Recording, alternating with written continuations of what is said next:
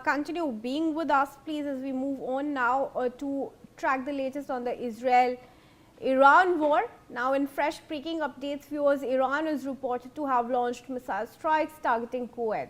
According to multiple regional inputs, the attack comes amid a wider escalation involving Iran and the US forces across the Middle East, with air defense systems reportedly being activated in Kuwait as well to intercept incoming threats. Shruti, as I come to you, I also want to introduce defense expert Major Mohammad Ali Shah in the discussion here. Shruti, before I come to Major Shah, what are your opening remarks on how, once again, we are seeing a renewal of exchange of fire strikes between the countries? Well, when you've given enough breathing time to your adversary, both sides, they would regroup and try and assert dominance. This is exactly what is happening.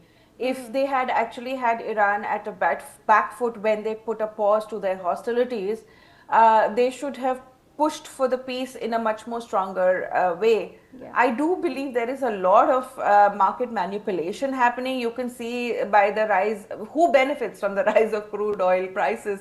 A lot of the American oil companies do, a lot of the other oil barons across the world do. So I do believe there is a large part of these particular volleys is to continue to create a scarcity so that they can reap maximum economic benefits out of it. But if I look beyond just the energy crisis of it, this was bound to happen. So many days in pause, there would definitely be regrouping, remanufacturing, closing, stitching out the holes that were there in their defense and offense capabilities.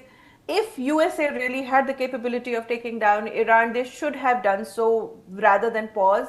And now that they have paused, Iran has come back stronger. They've put down, I think, an Apache helicopter that was doing maritime patrolling, and the US responded by hitting their, I believe, their water capability in, I think, Sirik was the region. I may be wrong about the name, but they did attack a water filtration facility there, and now Iran is attacking again. So we're back to square one.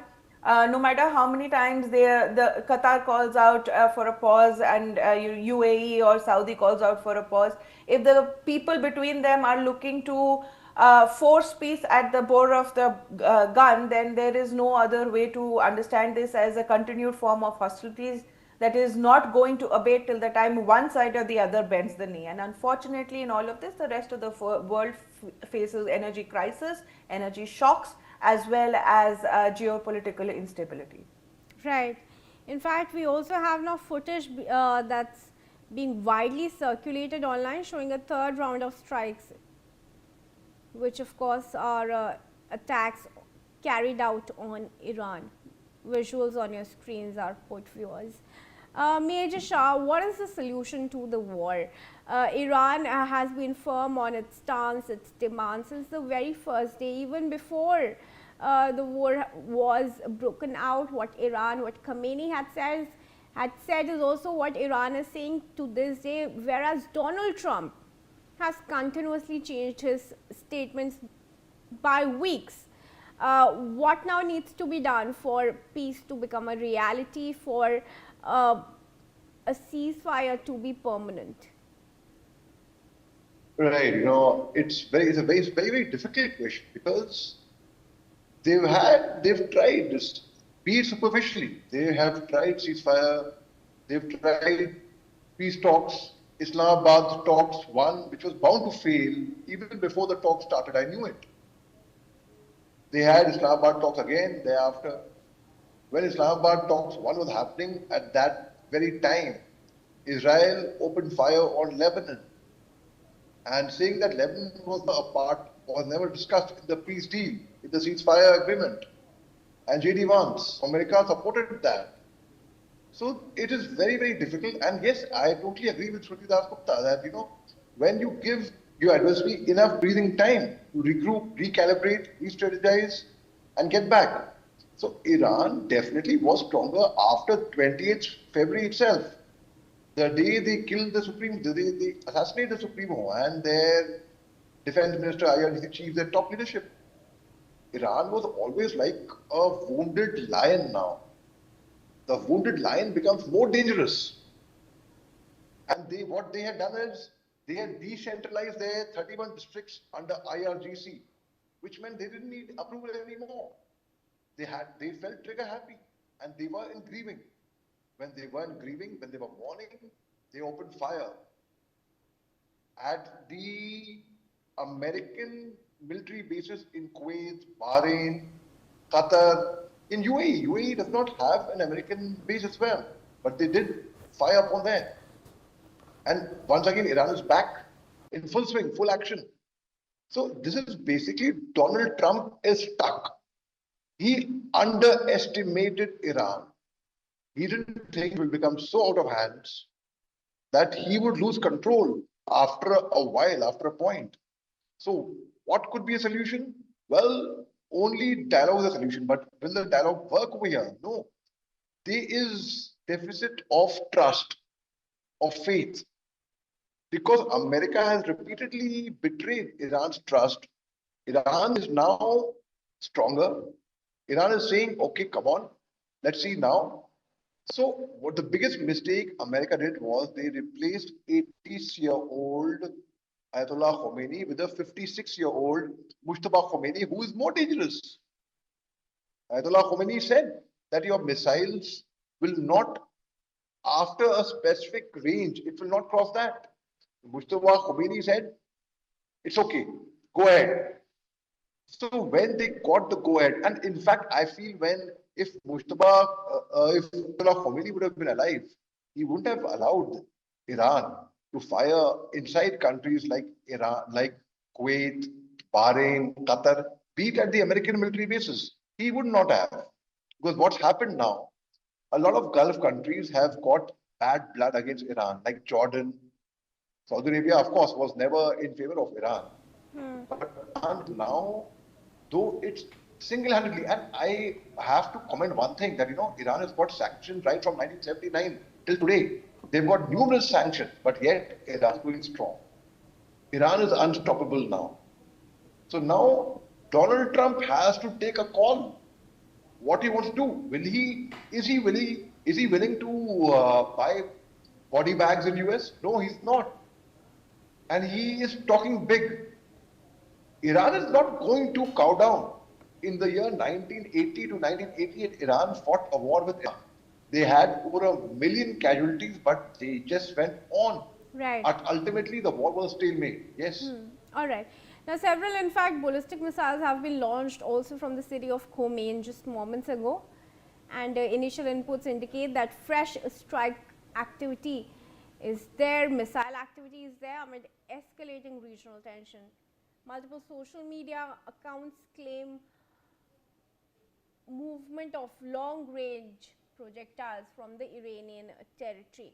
Shruti, of course, Iran's defense is strong, and like you were talking, the temporary cease in hostilities has probably given Iran time to regroup, reassimilate, replenish its stockpiles, and become stronger.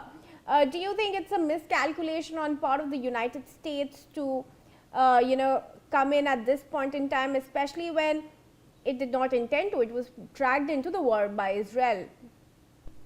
Unfortunately, Kirti, this is an entire war based on miscalculation. From the day it began to the day of the ceasefire, and even today, I feel that the strategists in USA do not have their facts right. They've got their hubris up high and running, and they do not understand that what they have taken is a giant chunk out of Iran, which they are unable to chew and digest. So the Iranian hostilities are going to continue. I'm going to add to what Major Shah said and say that there's not just bad faith from the US side, there's bad faith from the Iranian side also. They did violate the JCPOA, of which there were, if USA had walked out of the JCPOA, then there were other E3 nations also still in play. They still talk about JCPOA. So there is definitely that particular faction that was hoping that Iran would stick to its nuclear promises, and they did act in bad faith. Not just then, they acted in bad faith while under the sanctions that Major Shah mentioned, and they went and purchased the nuclear bomb plans from Pakistan on the black market. So there is a definite enabling from Pakistan's side. There is definitely enabling from Russia and China and the other anti-US forces into making Iran what it was today. The reassimilation, recalibration that we are talking about, did not just come from internally. I am very convinced in my heart that a lot of this is China at play too. They have the ones who have been who have supposedly supplied the manpads, the defensive capabilities which Iran lacked at the beginning of this entire war. Now today we are seeing they are very much there and in action, and they are trying to ensure that whatever's left of the assets of Iran, they still continue to be part of that particular nation's economy. So this has been a major miscalculation by USA.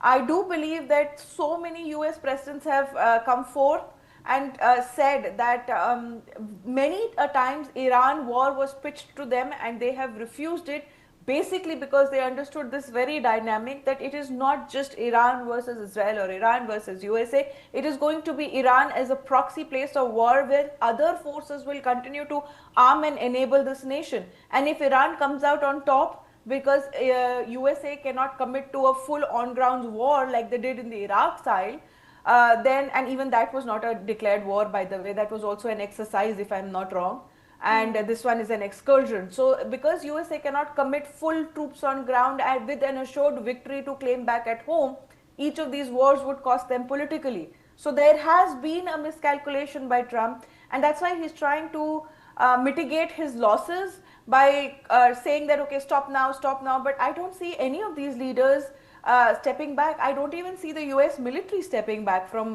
the aggression that is going to come in their face now. They're going to have to respond, or the entire our greatest military narrative falls apart. So unfortunately for Trump, USA, now they have to escalate the war, or else they lose the position that they continue to claim for domestically and internationally, that they have the most powerful military and the most powerful navy and the most powerful air force in the world. Right, Shruti, thank you very much for joining us.